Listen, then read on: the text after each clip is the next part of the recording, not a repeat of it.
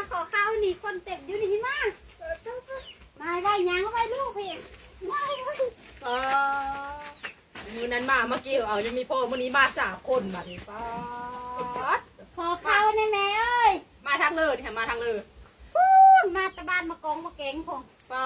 มาจากมือเลยดิค่ะเอาก็มามือเดียวดิได้มือเดียวฮอดบ่หมายถึงวันวันยางมาได้จากมือเลยยางมาตะพุนอ่ะ10 กว่ามือเลยเพราะที่ฮอดปีหันยังไม่ได้กินข้าวอยู่ลูกคอยกันแต่มากองมาแกงพี่มาเขาทะบ่แต่เช้ายังไม่ได้กินข้าวเอาลูกกินข้าวคนกินมะกล้วยคนละมาเอาปันจะกินเอากินทำยังพากันกินข้าวกินน้ำบ่ยังแล้ว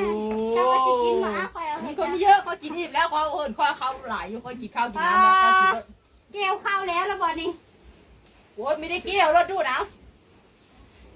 เม็ดหัวลูกเอากินข้าวก่อนลูกนั่งไว้กินแล้วแม่เอาเพื่อหักตัวไม่ได้กินข้าวตั้งแต่เช้าคุณลูกไปได้ข้าวนี้มันอะไรจะเชื่อมาบ้านข้าวนี่โอ้ยออกมาหมดไม่ได้ข้าวไปหาข้าวขนาดมากันโอ้ยมื้อนี้เราคือเจอดีใช่ป่ะหมามื้อนั้นเราหายตะพื้ข้าวเปิ้งนะกูไม่ได้โชว์นะถือว่าตัวเห็นเลยลูกเอ้ยครับเห็นเลยเพื่อจะไปตับเอามาได้วันนี้เมื่อได้พี่ได้กันแล้วแต่สูนี่ข้าว3 คนเด้อนี่เด้อ3 เมนูค่อยมาขอข้าวสารเด้ข้าวสารเด้อแล้วข้าวกูยังไม่ได้ไปสีกูทำนี้ละพ่อนะไปสีเท่ากันก็ไม่ได้บ่เพื่อนกูเพื่อนเขาหนองบกกูเอาสูอึดจะบอกอันนี้กินนี่มานี่ค่อยมาขอข้าวได้ข้าวก็ได้ยันมันมีแนวกินมันมีพ่อมันหน่อยพ่อเจอกระต้ามือลูกเอ้ยให้นั่นเลยเขาจะเอามือเวิร์ดนี่ค่ะไม่ได้เสื้อมาพักอันนี้ไปข้าวนี่เถอะ